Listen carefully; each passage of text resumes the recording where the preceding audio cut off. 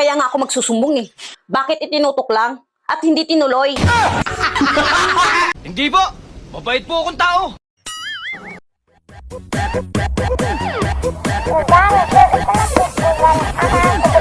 Hello guys! Welcome back muli sa aking YouTube channel. At pasensya na guys kung natagalan tayo ng pag-upload. So ngayon nagbabalik po ang inyong lingkod. So ngayon manonood po tayo ng mga nakakatawang video dito sa aking YouTube channel. Sa mga babae dyan, tandaan nyo, ang mga lalaki ang haligi ng tahanan.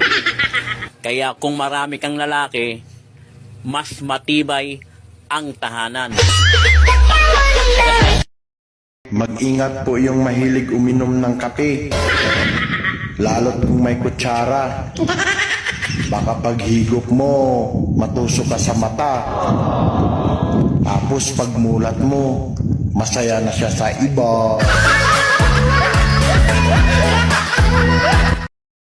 Happy Valentine's sa mga dalaga na nabuntis kahit walang asawa. Ngayong araw ng puso kayo ay magsaya. I-celebrate na ninyo ang pagiging tanga. Happy Valentine's naman sa mga kabit. Gusto ng flowers at mga chocolate. Mahal, ano yan? Lalayas na ako sa pamamahay na to. Bakit? Wala na akong ginawang tama. Puro na lang mali. Ay, diyan ka naman nagkakamali. Ikaw mo na. Mali na naman.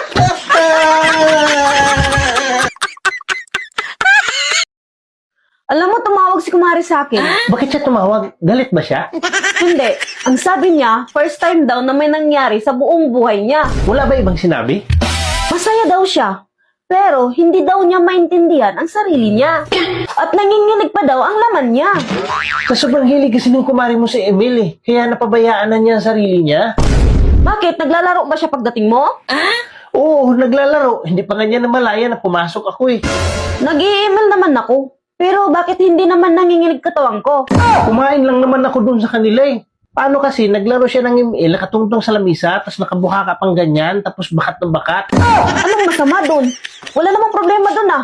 Eh kasi nga magkumari kami, di ba? Bigla siya nagsalita na, kagatin mo pre, bilis pre, kagatin mo pre.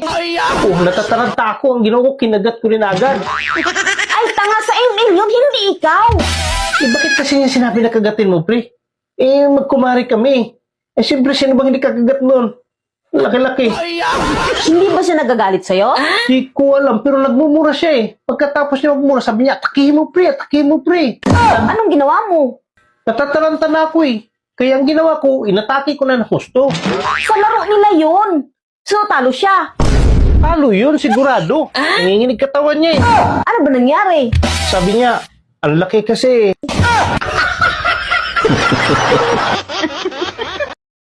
Saludo talaga ako sa mga lalaking babaero. Kahit alanganin yung mukha. Hindi ko ako. Kahit na di madali. Ano? Sinabihan ka na pangit? Ba't hindi mo sinapak? Hay, sa sunod sapakin mo.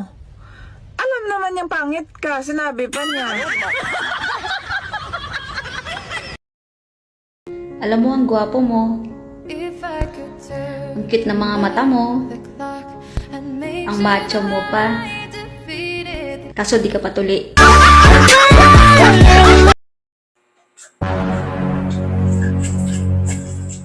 Oh, ba't ka nagmamadali? Para kang hinahabol ah. Saan ka ba pupunta? Magsusumbong ako sa pulis. Bakit ka magsumbong sa pulis? Eh, sino bang nagkakasala sa'yo? Di ba nga sinabi ko sa'yo na muntik na ako mahalay? Eh, bakit ka magsumbong? Eh, muntik lang naman pala at hindi naman natuloy. Hindi pwedeng hindi ako magsumbong. Itinutok niya na eh. Wala naman pala nangyari. Itinutok lang naman pala at hindi naman natuloy, kaya pagpasensyahan mo na. Hindi pwede. Magsusumbong talaga ako. Alam mo, pag nagsusumbong ka, kaso yan. Masakit lang sa ulo yan. Kaya tinutok lang naman pala. Baka hindi ka pa nga nasagi eh. Hindi naman natuloy. Kaya nga ako magsusumbong eh. Bakit itinutok lang at hindi tinuloy?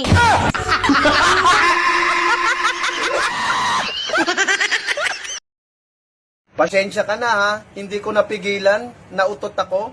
Sana lumayo ka na lang. Sana umiwas ka na lang. Maiintindihan ko pa yun. Pero tayo ang lumabas eh. Congratulations.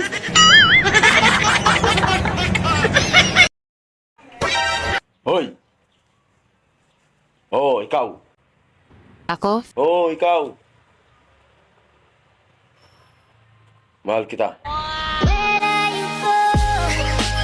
Sana all.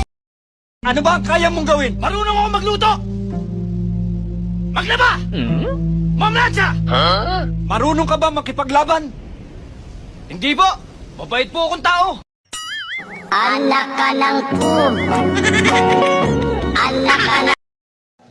Hindi lahat ng demonyo nasa impyerno. Yung iba, nasa... Ayaw, di ba? Nasaan? Ha? Wala, nagbibideo lang ako eh.